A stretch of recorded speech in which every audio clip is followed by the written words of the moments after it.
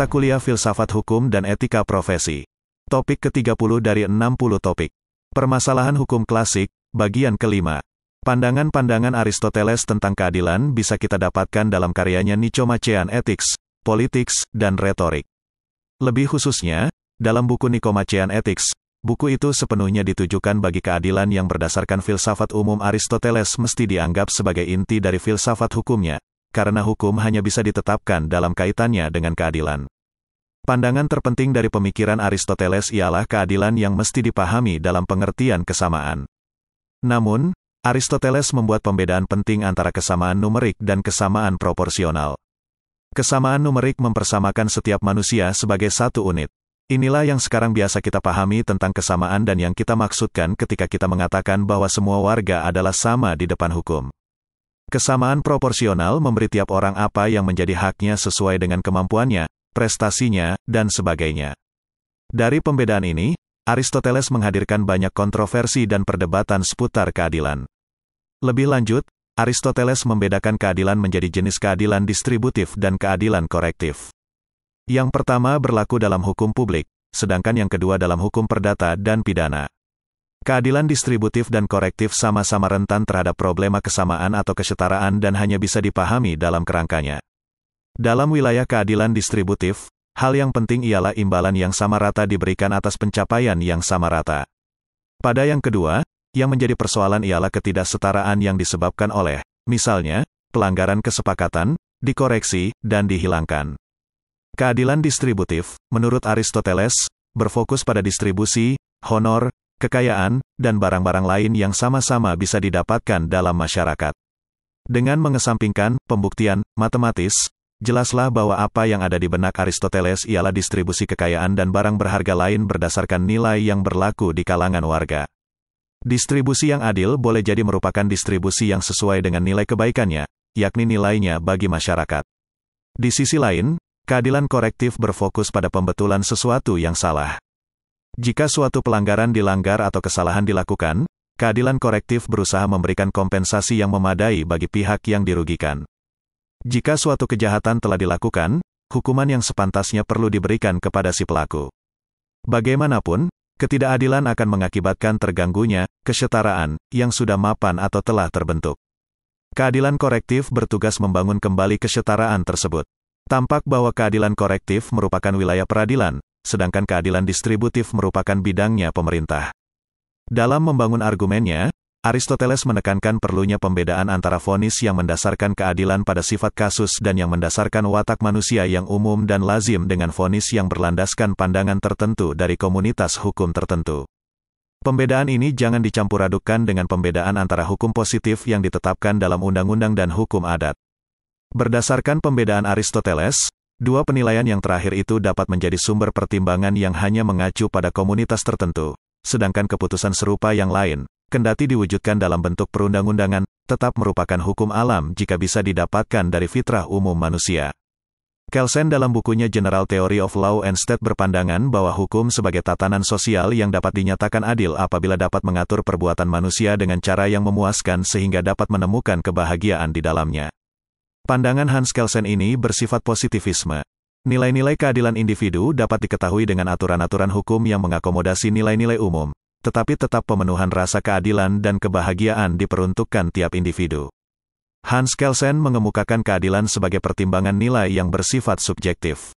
Suatu tatanan yang adil beranggapan bahwa suatu tatanan bukan kebahagiaan setiap perorangan, melainkan kebahagiaan sebesar-besarnya bagi sebanyak mungkin individu dalam arti kelompok, yakni terpenuhinya kebutuhan-kebutuhan tertentu, yang oleh penguasa atau pembuat hukum, dianggap sebagai kebutuhan-kebutuhan yang patut dipenuhi, seperti kebutuhan sandang, pangan, dan papan. Akan tetapi, kebutuhan-kebutuhan manusia yang manakah yang patut diutamakan? Hal ini dapat dijawab dengan menggunakan pengetahuan rasional. Hal yang merupakan sebuah pertimbangan nilai ditentukan oleh faktor-faktor emosional dan oleh sebab itu bersifat subjektif. Sebagai aliran positivisme, Hans Kelsen mengakui juga bahwa keadilan mutlak berasal dari alam, yakni lahir dari hakikat suatu benda atau hakikat manusia, dari penalaran manusia atau kehendak Tuhan. Pemikiran tersebut diesensikan sebagai doktrin yang disebut hukum alam. Doktrin hukum alam beranggapan bahwa ada suatu keteraturan hubungan-hubungan manusia yang berbeda dari hukum positif, yang lebih tinggi, serta sepenuhnya sahih dan adil karena berasal dari alam, dari penalaran manusia, atau kehendak Tuhan. Mengenai pemikiran tentang konsep keadilan, Hans Kelsen yang menganut aliran positivisme mengakui juga kebenaran hukum alam. Pemikirannya terhadap konsep keadilan menimbulkan dualisme antara hukum positif dan hukum alam. Hans Kelsen mengatakan berikut ini, dualisme antara hukum positif dan hukum alam menjadikan karakteristik dari hukum alam mirip dengan dualisme metafisika tentang dunia realitas dan dunia ide model Plato. Inti dari filsafat Plato ini adalah doktrinnya tentang dunia ide yang mengandung karakteristik mendalam. Dunia dibagi menjadi dua bidang yang berbeda. Pertama, adalah dunia kasat mata yang dapat ditangkap melalui indera yang disebut realitas. Kedua, dunia ide yang tidak tampak. Dua konsep keadilan berikutnya dikemukakan oleh Hans Kelsen seperti di bawah ini. Pertama tentang keadilan dan perdamaian. Keadilan bersumber dari cita-cita irasional. Keadilan dirasionalkan melalui pengetahuan yang dapat berwujud suatu kepentingan-kepentingan yang pada akhirnya menimbulkan suatu konflik kepentingan. Penyelesaian atas konflik kepentingan tersebut dapat dicapai melalui suatu tatanan yang memuaskan salah satu kepentingan dengan mengorbankan kepentingan yang lain atau dengan berusaha mencapai suatu kompromi menuju suatu perdamaian bagi semua kepentingan. Kedua, konsep keadilan dan legalitas. Untuk menegakkan dasar suatu yang kokoh dari suatu tanaman sosial tertentu, menurut Hans Kelsen, pengertian keadilan bermaknakan legalitas. Suatu peraturan umum adalah adil jika ia benar-benar diterapkan. Sementara itu, suatu peraturan umum adalah tidak adil jika diterapkan pada suatu kasus dan tidak diterapkan pada kasus lain yang serupa. Konsep keadilan dan legalitas inilah yang diterapkan dalam hukum nasional bangsa Indonesia yang memaknai bahwa peraturan hukum nasional dapat dijadikan sebagai payung hukum, law umbrella, bagi peraturan hukum nasional lainnya sesuai tingkat dan derajatnya serta peraturan hukum itu memiliki daya ikat terhadap materi-materi yang dimuat, materi muatan, dalam peraturan hukum tersebut. Hubungan hukum dan kekuasaan. Mencermati kondisi kekinian, hukum sering dikaitkan dengan kekuasaan. Hukum dibuat oleh orang yang mempunyai kekuasaan. Hukum dan kekuasaan ibarat mata uang yang tak bisa dipisahkan, tak sama, tetapi menyatu. Kemudian, muncul pertanyaan. Apakah hukum sama dengan kekuasaan?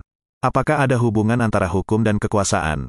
Untuk menjawab pertanyaan tersebut, Theo Huijber mengatakan bahwa hukum itu tidak sama dengan kekuasaan. Menurutnya, hukum akan kehilangan artinya apabila disamakan dengan kekuasaan. Hal ini karena hukum bermaksud menciptakan suatu aturan masyarakat yang adil berdasarkan hak-hak manusia yang sejati. Tujuan ini hanya tercapai kalau pemerintah tinggal di bawah norma-norma keadilan dan mewujudkan aturan yang adil melalui suatu undang-undang. Dapat kita lihat di sini, hukum letaknya lebih tinggi atau di atas pemerintah dan pemerintah harus bertindak sebagai abdi hukum.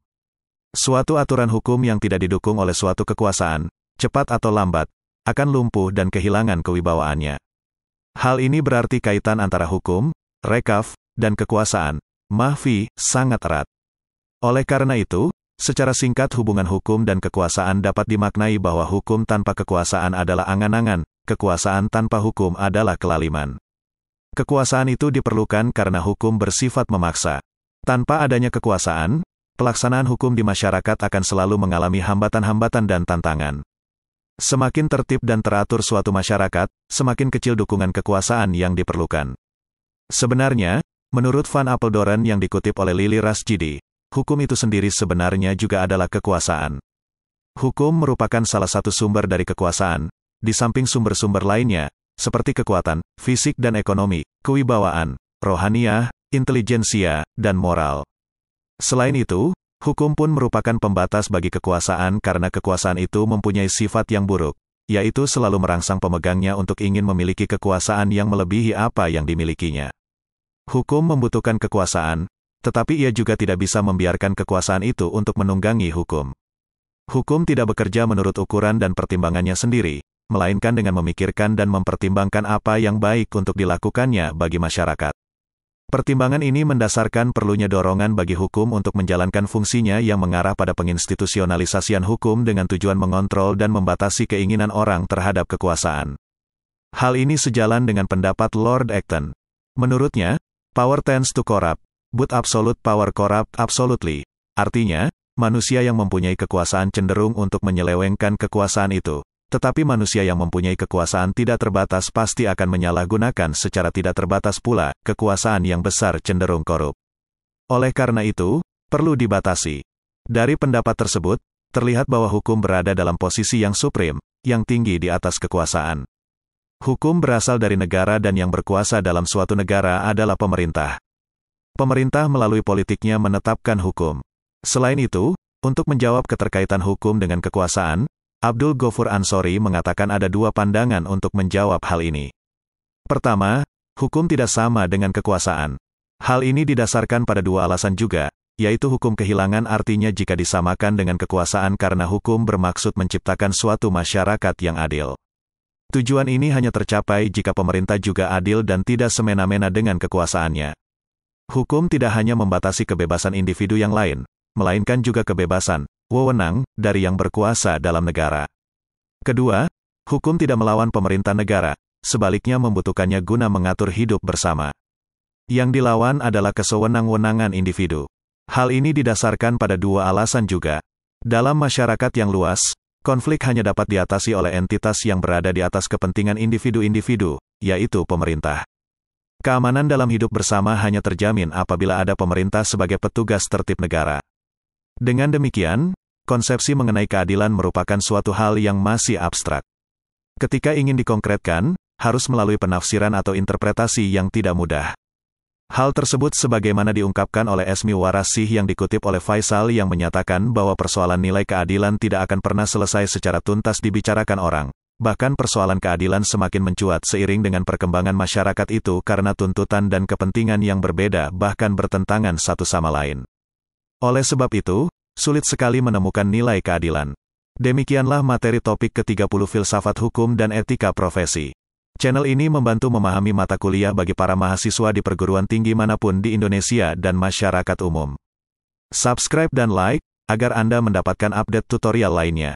Bagikan link video ini, agar teman lain juga mendapatkan manfaat channel ini. Sampai jumpa.